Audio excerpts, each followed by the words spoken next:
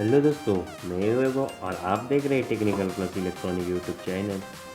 और आज हम इस वीडियो में बनाने वाले हैं मास रोवर।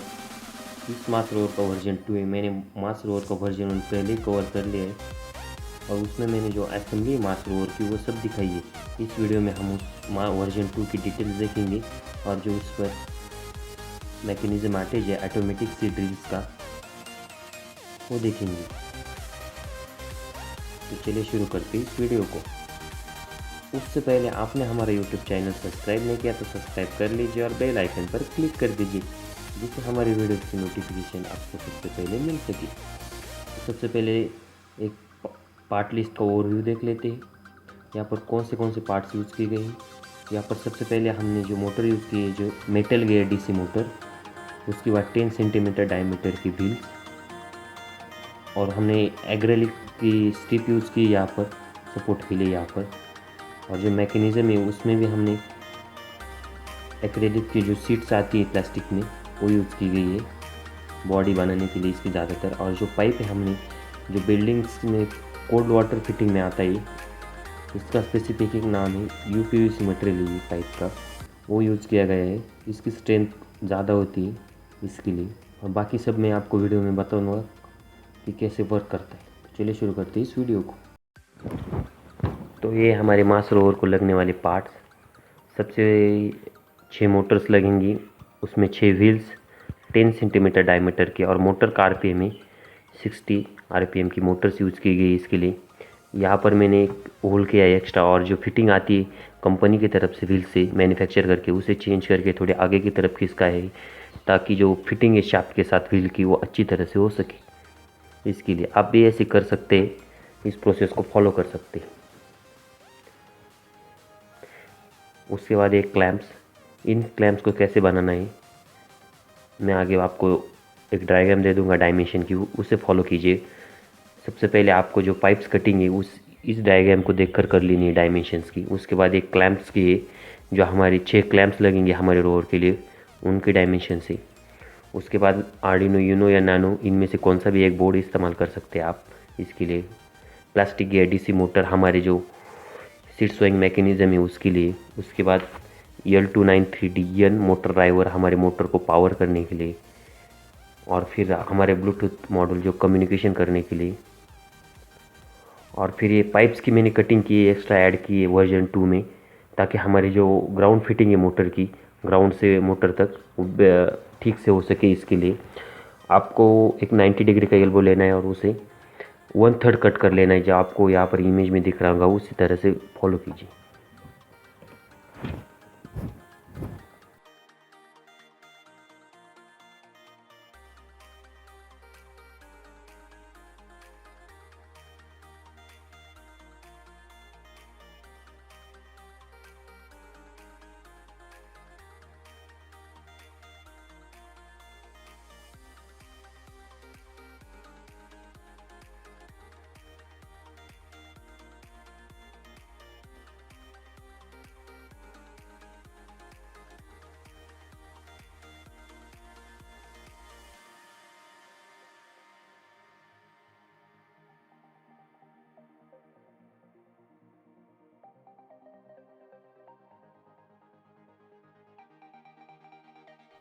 सब फिटिंग हो जाने के बाद आपका मास रोवर फार्मिंग मास रोवर कुछ इस तरह से दिखेगा।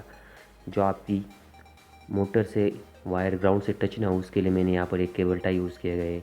और जो क्लैम्प्स है उसकी नट बोल्ट की जो टॉप की फिटिंग है ऊपर की तरफ रखनी ताकि ग्राउंड से टच ना हो उसके लिए। और फिर हमारे जो व्हील्स है यहाँ पर वो ज़मीन के एकदम फ्लैट होनी चाहिए, ग्राउंड से बिल्कुल इंक्लाइन नहीं होनी चाहिए, मुड़े हुए नहीं होने चाहिए, एक सीधी रेखा में होनी चाहिए एक साइड्स की 3 व्हील्स।